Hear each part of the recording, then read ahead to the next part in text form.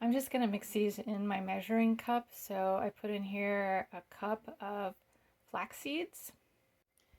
And mix in your dry ingredients, your baking soda and your salt and your cinnamon and whatever else, other flavors, dry flavors you're wanting in it with your flaxseed. And then above that, put a third of a cup of unsweetened coconut or almond milk or hemp milk. And then put in 4 eggs. And if you want a little bit of alcohol-free, sugar-free vanilla, you can put it in there. And then I'm gonna blend it with my inversion blender.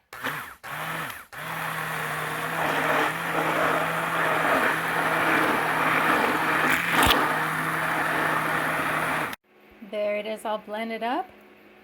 And I have some coconut oil melted in a pan over medium heat. And I'm just gonna cook my flaxseed pancakes in there.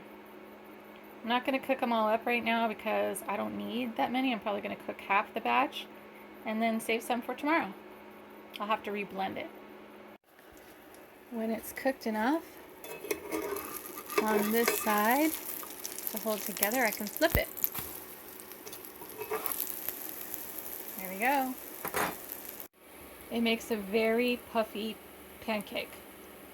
Probably also kind of dense, so I'm going to only have one for now and put the rest of my batter into a glass jar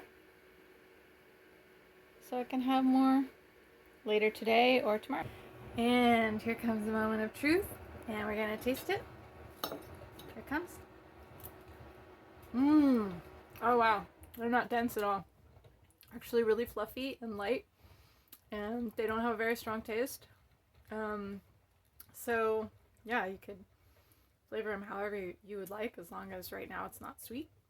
And in summer or fall, you could put something sweeter on them. And yeah, I think you might enjoy them. Try it out.